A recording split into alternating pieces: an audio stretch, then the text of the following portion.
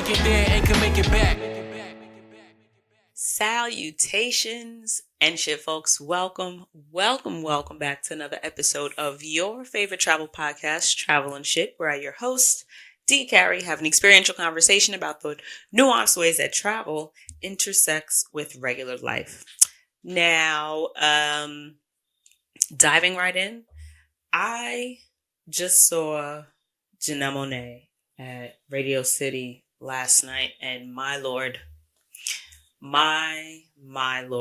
I had such an incredible time. If I want to say that was the best concert for me for the year. This has been a summer of music. Let me start there. And that is the theme of the episode. Music experiences around the world, if I consider my honorable mentions, but mostly traveling for music. I actually have done a bit more travel for a particular artist than I expected. So that's what we're going to touch on this episode. But I'll start with, this has been a very musical summer, and I feel like I'm leaving something out, but it could be because we were anticipating going to Afrobeats, but we didn't go. Is it called Afrobeats? No. What do you call it? Not Coachella. Shit. It's in Brooklyn. I can't remember the name of it right now, and I got my iPad right here, but my notes are right here for me. Anyway, we were supposed to go to the thing, and it'll come to me because I was just talking about it 10 minutes ago. It'll come to me. If and when it does, I will say the actual name of what I mean. That all being the case, I feel as if I did more music this summer, but I could absolutely be wrong. So we started in May with Anita Baker. Incredible show. Boyfriend and I took my mom and dad. Well, my dad and I took our partners to go see Anita Baker for my mom's birthday / Mother's Day. They're about a week apart. So that was a really incredible experience.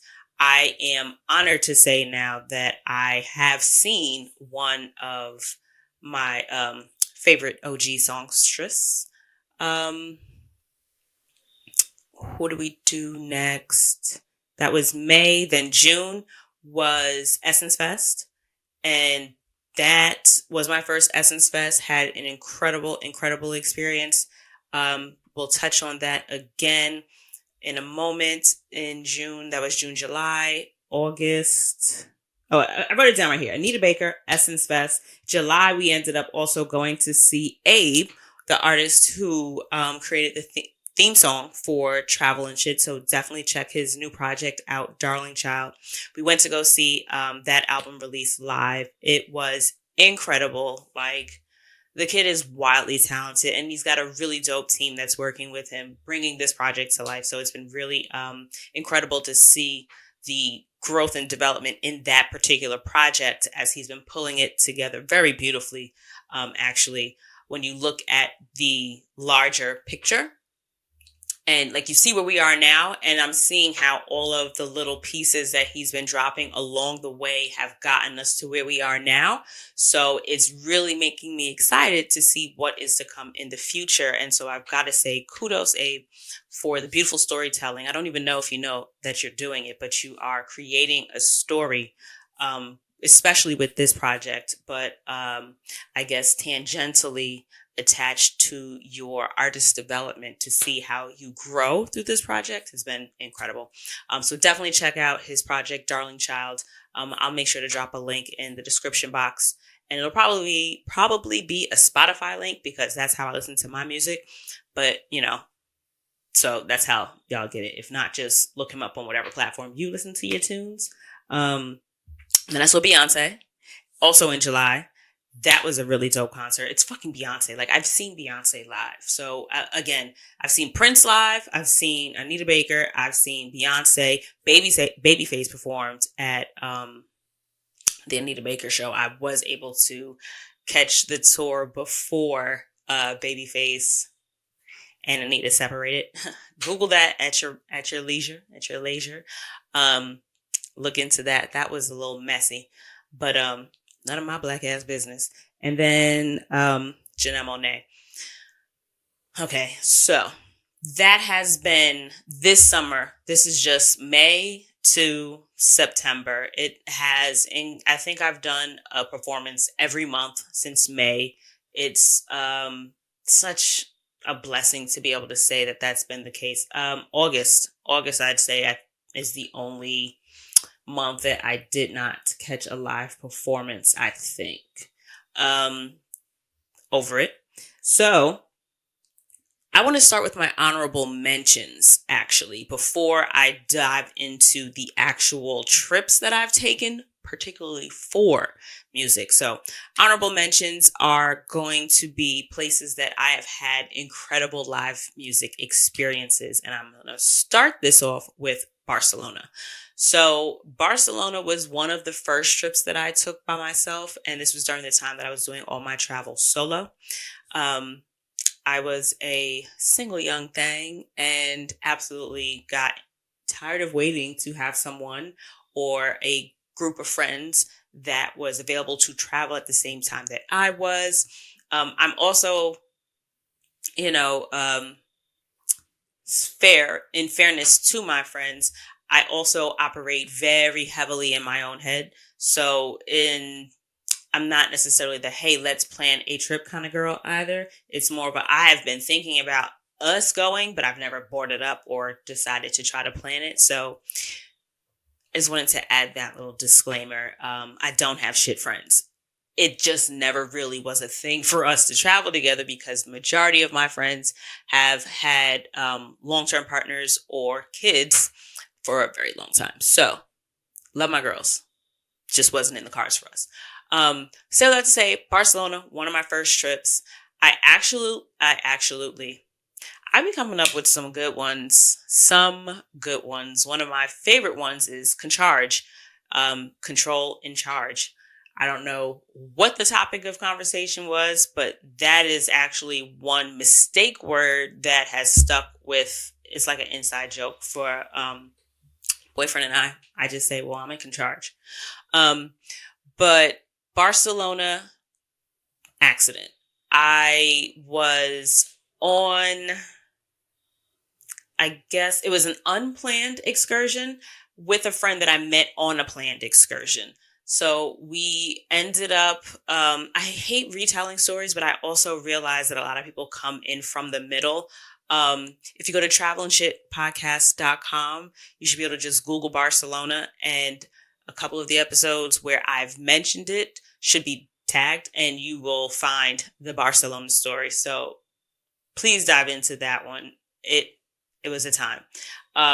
Growing pains. I've since gotten so much better, but this is when I learned to stay a little bit closer to the area that you want to do the majority of the things that you plan on doing so that you don't get got on car fare, whether that be taxis, whether it be public transportation, or any other mode of transportation you could think of, moped, scooter, rental, or having to fly because for some reason you thought the city or province or whatever the region is considered is on another part of the country or on a different island, ferry, whatever, transportation. So that's to say, I ended up planning an excursion where we did a 3-country tour. We saw the north of Spain, we saw Andorra, and we saw France. So Andorra is a tiny little country between Spain and France. It's kind of like a border. You drive through it to get to France. Great time. I cannot remember the woman's name, but we got really friendly on the trip, and she was saying, let's do something. It's early enough in the evening. Would you want to go like to a carnival, or like I heard there's a street fair or something? I'm down. We ended up going to like a little mall area to use the bathroom, hopped on the train. She was telling me that she had gotten pickpocketed or robbed or something. Somebody tried to steal her purse or something. So she was like, just hold on to your bag, be very careful, woo, woo, woo.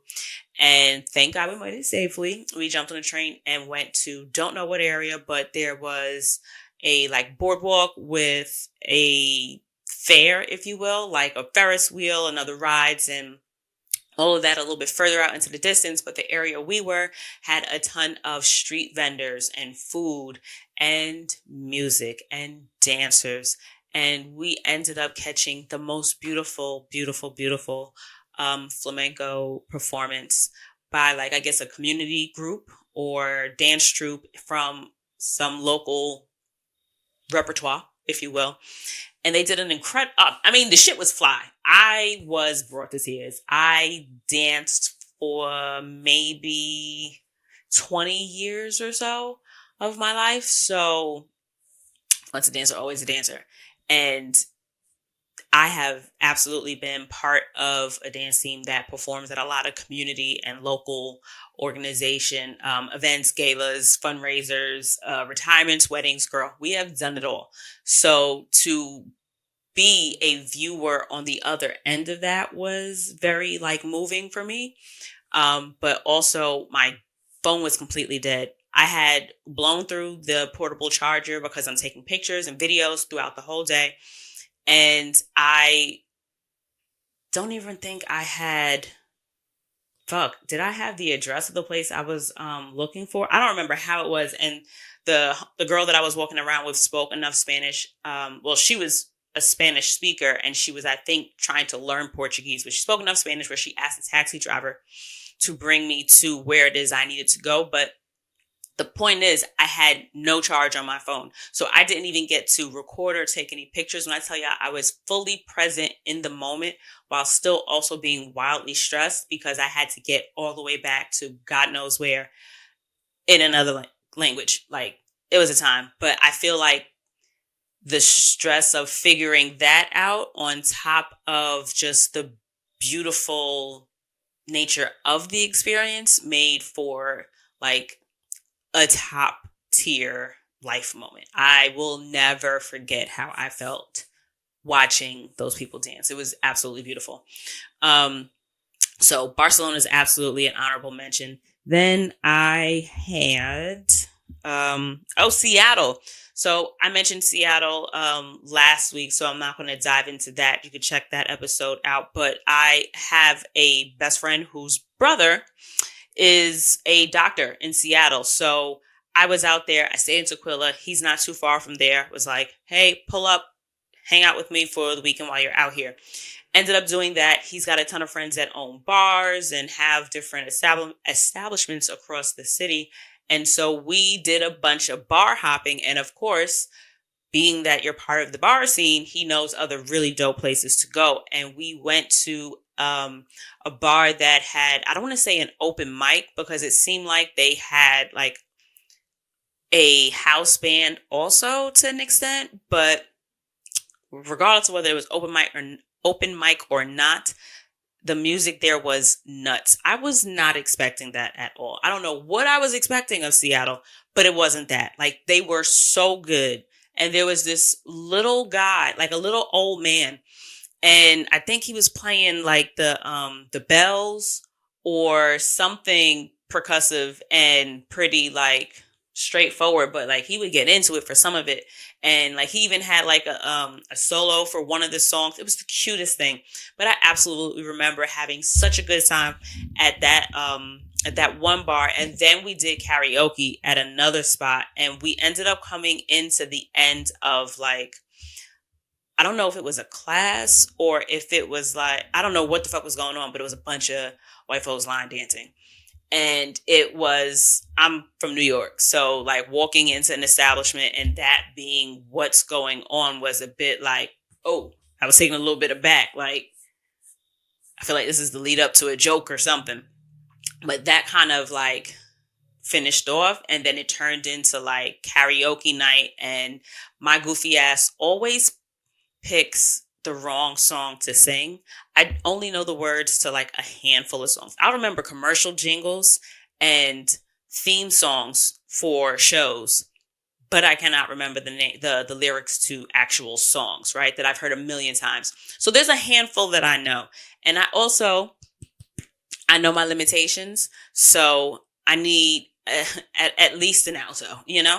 So I generally go with Tony Braxton, Unbreak My Heart, but it's like it always brings down the mood. And I don't know why I don't think of that when I choose that as my fucking karaoke song, but it's a good fucking time. Shout out to that crowd for not making me feel like a complete and total asshole, but I had such an incredible musical ass time in Seattle and was not fucking expecting it. So shout out to Seattle.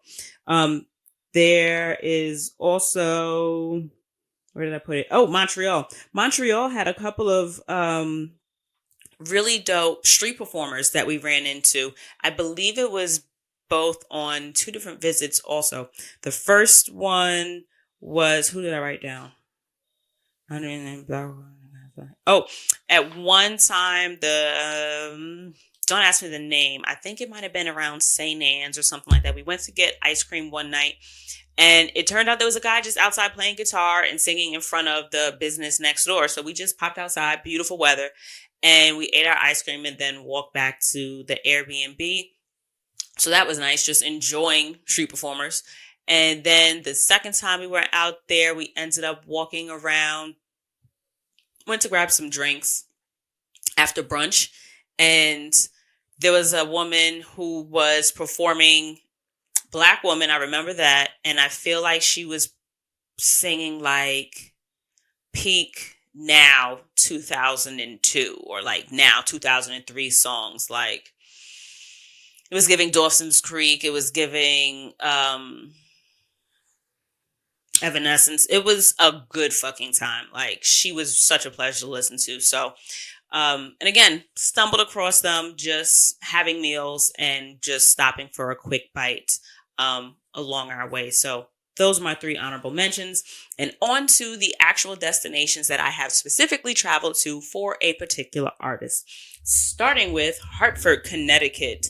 That one is like a little mix of intention and surprise. So we went to Hartford to see Abe. He did a really, really incredible. Was he part of? I think he was part of a lineup. It wasn't like just his show, but we went out there, and that's one of the things that I personally, as a side note, enjoy doing and being. I love support. I love my cousins. I love all of my cousins, but I especially love my creative little babies. Like I truly do love them all, and I hope y'all listen every once in a while at least.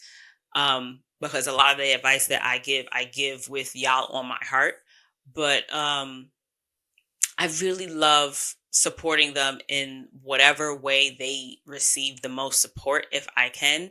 And it's easiest for me to especially do that by just showing up to a show that you're doing if you're in some place that I can easily get to.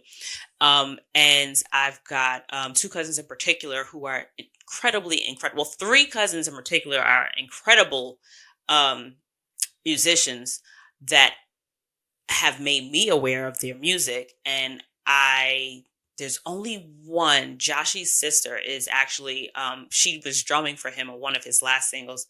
And I've yet to see Courtney perform, but Courtney and Joshy are two of my cousins. And I've seen Josh and I've seen Abe do a lot of shows. And so we were in Hartford for Abe.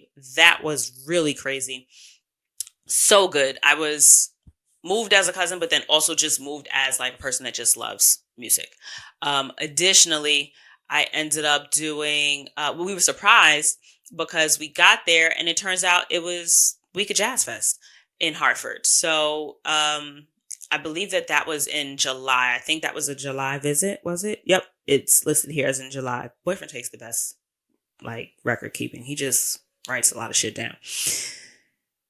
I do as well, but there's no order to what I write down. I just write down what's in my head and then it just exists as notes. I've got like a 15 to like 1,800 notes, which it's just a ton of info. But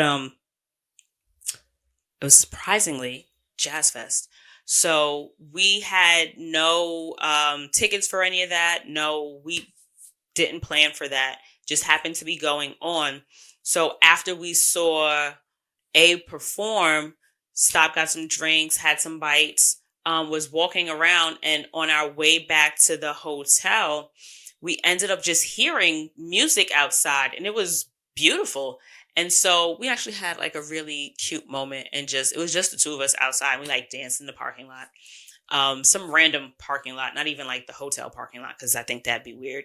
But it was just like a corner parking lot with a huge, beautiful mural, a black girl with like sunflowers on the wall, and just us. And so we had a little moment that we were like, all right, it's mad late, but the music sounds like it's still going. Let's see if we can find where the music is. Because then we started seeing people like going in and out around what turned out to be a large public park not too far from where we were. Walk down there. The park is fucking lit, is full of people. And there's actually a stage with live performers on there. So you've got dancing, you've got singing. So we did that for, I don't know, an hour or so, maybe a little less.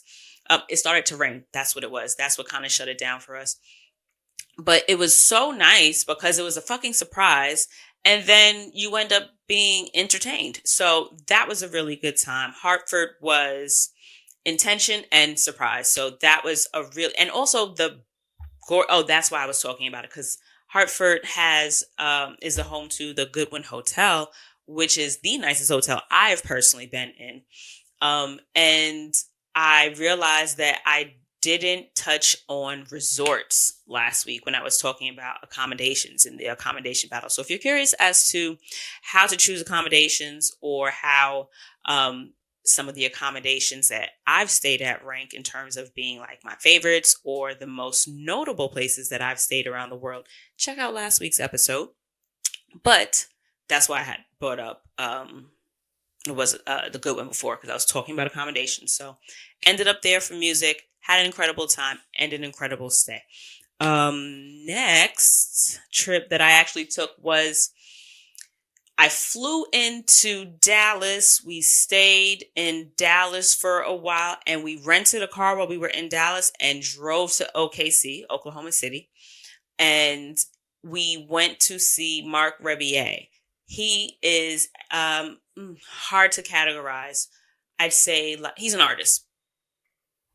He's like a freestyle DJ, and like, so he'll give him a word and then he'll make a beat while he's telling you his story or having conversation with his audience on like whatever platforms, live in the chat area or whatever. So he's reading them as he's putting the beat together. He's layering that up and he's reading the comments and responding and talking to people. And then you give him a topic, and then all of a sudden he's creating a song. And before you know it, he's making you laugh or telling you a story. And then you're going into a whole song about whatever the fuck it is the word is. Incredible artist. So I don't remember if Boyfriend was familiar with him or if we just came across his YouTube, but I want to say it was during quarantine, or it had to have been during quarantine that we came across him and really got into his music. And turns out we were trying to buy tickets for his Brooklyn show and they sold out. So we were planning our Dallas trip and we realized, oh shit, our boy is actually going to be in OKC while we're in Dallas. Let's make it a twofer. I'm on vacation. Like, we're free. Like, we can come and go as we please. Might as well just get a rental. And we were going to get a rental anyway because we wanted to visit because two of his best friends live in Dallas, but it's Texas. So it's not like we could just hop on the subway and go from one town to the other. So we kind of had to rent a car, and then this way.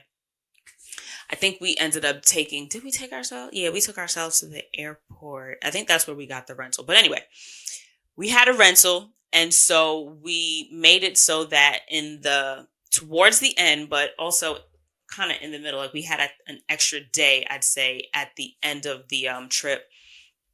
We ended up driving to Oklahoma. Two of his friends, Mark and Nicole, shout out to Mark and Nicole, who are getting married in a few months and were also gracious enough to do an episode with me about planning a destination wedding. So if you were planning a destination wedding, if you're thinking about planning a destination wedding, or if you are part of the wedding party for someone that is planning a destination wedding, they do a really incredible job of like detailing their process and the steps that they've been taking to make sure that they are being inclusive to everyone that is part of their family and who will be, traveling into Mexico for their nuptials. And they're just really dope, incredible people. So you can kind of see the sense of that in listening to how they're navigating this process. So well-rounded, down to earth, chill folks. If you want to get some advice on doing the destination wedding thing, that's a great episode for that. So check the description box for that. I'll also have a link to that episode. So I'll have in the description box the Goodwin episode, which was last week's episode, and a link to, I try to remember to say, check the description box so that I can search the transcript and remember to put it in, know what links I'm putting in for you. Like I'm trying to develop processes. I remember I mentioned the end of the year. That's what I'm trying to focus on. So I'm trying to put that link in there for you. Bear with me as I'm learning and growing. But what was I just talking about? I was up to weddings. OKC. Mark and Nicole ended up meeting us in OKC, and we went to they weren't able to make the concert, but they linked with us after. We sadly, OKC, I was going to say we ran around the city, but OKC really did not have that much shit going on. I was very disappointed that there was no late night fucking food. That was a grave disappointment. Concert was incredible. Such a great fucking time. Mark Rebier is an amazing artist, and that was, I don't know how, but probably the first time I realized, you know what? If I find somebody's show that I would go to, or if I find a creative, and I say creative and not just musician because comedy, dancers, performance art, whatever you're into, if you're into the work that someone does, consider going to another location to see them perform and making a trip of it. So that was like the first time I think that it really registered for me, like, oh, this doesn't have to be as complicated as going to an EDM cruise that Boyfriend has done before, or going to Essence Fest, something that you are planning to go during a very expensive time. A lot of times your favorite artists, Renaissance was another. B is the bar. So like I'm talking about someone, or even B, plenty of people traveled to see B because it was cheaper to see her in another country than it would be in their home state. And you figure, all right, well, if I'm going to spend $800 or $500 on a ticket in, say, Chicago, why not spend $1,000 or $1,500, buy a $300 ticket to see Beyonce, my Lord, Beyonce, and then spend the other, what did I say, 15? So I said 3, so what, $1,200 to fly and get accommodations someplace else. The point I'm making is, if you spend a little bit more, you can actually get a lot more out of a really enjoyable experience that you already wanted to do. So that is something to consider when looking for reasons to go to a certain location, or when looking for different destinations to visit. If you're not necessarily attached to where it is you go, consider saying, all right, because perfect example, Janelle Monáe, we definitely wanted to go see after I'm a new Janelle Monáe fan, by the way. She retweeted my tweet this morning, but I'm just over the moon. So tickled by that. Like, she's seen my face. She knows what I look like, and that I absolutely am so grateful to her for sharing her gifts, and love her, and just had the most incredible time. But digress. We were definitely going to see Janelle Monáe. It was a matter of where. We love Montreal. Montreal so far has been like my favorite city of all the cities that I've visited. So I'm always down to go visit Montreal because then we're going to hit Zoya and Leverunga. And unfortunately, the tickets in Montreal, I think, had sold out by the time we got around to purchasing those. Then we're like, all right, well, Toronto, let's see what's going on there. We can drive to Toronto. Anywhere that we could drive to go see her, we looked into tickets. We looked into Toronto, Montreal, and DC. Those were our top three choices because each city had something that we wanted to do. Um, and or someone that I would want to see or we would want to see while, around the time. Oh, we even looked into Philly. But it turned out it was just not really in the cards. I don't do standing room too tough. I'm at that age where I need a seat. I'm going to pay for the convenience. I mean, you don't got to do it for free. Just give me the option and I'll take care of it from there. But didn't work out for any of the cities that we had our eye on. And they were like, fuck it, let's go see her in New York. But the point I was trying to get to is that find someone that you are going to want to see anywhere and consider making a little bit more of it. Sometimes you can find cheaper tickets in a different city or in a different country and end up almost balancing out even in terms of what you may. I live in New York City, so what I may spend for a New York City ticket might balance out in terms of, all right, I might have to pay toll and gas to get to Philly or DC, but I could get a cheaper ticket and then just spend like the extra and maybe a little bit buffer more to get a hotel to stay out there for the night. So that was what we did in OKC. We flew to Texas and then and I want to say it was like a 3-hour drive. I could be wrong because Passenger Princess, I didn't do the driving. But actually, I think I may have done some of it. I think I did. I did some of it. But we drove. It was a good fucking time. And then we had to drive back to Texas because we had to return the rental. And we flew back home out of Dallas. So that was that. And the last one, New Orleans, Essence Fest. That was my first music festival. That was my first, I guess, big trip for music. That was the largest experience I had planned around something musical in nature. One thing about festivals that I've learned and now know, Afropunk. That's the fuck what I meant at the beginning, not Afro beat, Afro punk. I was thinking that we had done so much more music than we actually did because we had all intentions of going to Afro punk. But it just, I don't know, the cards wasn't lining up. I think it was a matter of choosing which day we wanted to go to. Then it's like by the time we were getting like the 1-day tickets, what time, like who's doing what at what time, which it just got.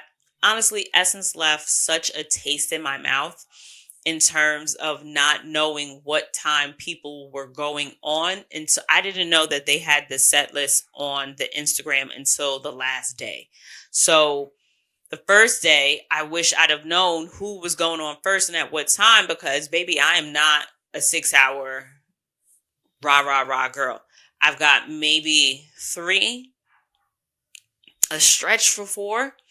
I can't do a full festival day. So for me, knowing what happens when and where is very important to my peace of mind in terms of not necessarily just planning, but navigating. I don't need a strict plan, but I need a loose plan. I don't want to I'm not comfortable with just showing up and winging it, figuring it out in every capacity. I'm cool with getting someplace, knowing where I'm going, what time I'm getting there, and then kind of, all right, well, let's start here and see where the mood takes us from there. That is cool spontaneity to me. But just, here's a large event with tons of things that you're interested in. Okay, but who all is speaking? What time are they speaking? Because no, I don't want to be there at 9 a.m. if nothing I'm interested starts until 1:30, 2 o'clock.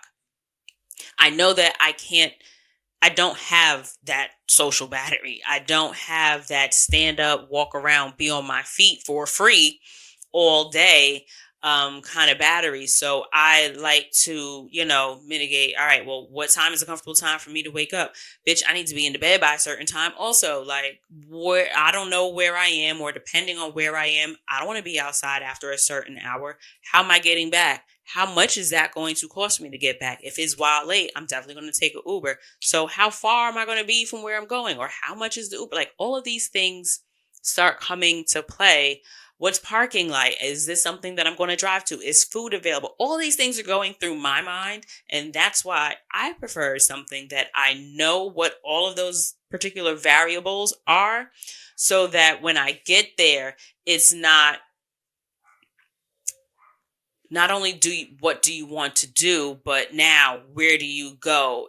I need to kind of chew my information before I digest it. I think that's probably the best way that I can describe it. It's like, I can absolutely digest it, but it's a lot harder to digest or ingest the food if you haven't fucking chewed it first. You didn't give me the opportunity to chew it because you just threw it down my throat. That's how I feel when I just show up and there's a ton of stuff going on all day. That's too much. I gotta chew it. Let me see what's there. Put the plate in front of me, and I'm going to pick what I'm going to do first and how I'm going to attack it. Bravo me. That made sense to me. I enjoyed that one. I hope you like that one, y'all. But, yeah, Essence was a fantastic time when it came to the music. That shit was incredible. I'd say on average each night we got in around 8 or 9 p.m. and we left by, I'd say, 11 or 12, depending on what time. I think the first night, Lauryn Hill didn't leave stage until after 1, possibly, if I'm remembering correctly. I know she went pretty late. So that was a bit of a stretch, but we were already in it and we knew Lauren was coming out. So it's just like, okay, that's something I could do. It was the first night. So it was still trying to learn the process. Because again, this was my first Essence. I didn't know what to expect. I didn't know what I was getting into. But now it's one of the, it's left a little stress on the palette, because when I'm looking at other conventions and meetups and things to kind of test the waters around and dip my toes into, my concern is, do I get to see the plate before I swallow my food? Do I get to chew before I ingest and prepare to digest anything, right? But so one thing about festivals, I will say, be comfortable. Know what ladies or femmes, theys, in between, however the fuck you identify, bitch, if you want a purse, know what the bag policy for the venue that you're going to is. At Radio City, bitches had book bags. Like, it, you figure you're coming from school, you're coming from work, wherever you're coming from, book bags were allowed in Radio City. When we went to, I think it was Nissan Stadium is where I saw Beyonce. That was a clear bag situation. Same thing with Essence. Essence Fest for the Superdome, clear bag situation. And not just clear bag, but clear bag of a certain size. So, and then also you could do, some places will allow for a bag that's not clear, but like it's the size of a clutch. So know the policies of the location that you are going to see. Consider whether or not this is someplace that you will have seating available. So choose outfit accordingly. I personally don't believe in putting my bare ass on public seats. So if you do decide to do a bare ass outfit, consider what your bare ass repercussion is going to be, or your bare ass protection. Are you bringing a t-shirt to throw on the seat so that you can sit down comfortably and not worry about that? Wear the outfit, baby. A look is a look, if that's what we're going for. But just consider the after to the look. You get the flicks off, but are you going to now enjoy the experience? So consider bringing something to sit on if we're doing bare ass. Also consider footwear, navigating stairs. I personally am not a fan of heights. Wouldn't necessarily say scared, but I'm teetering on that borderline.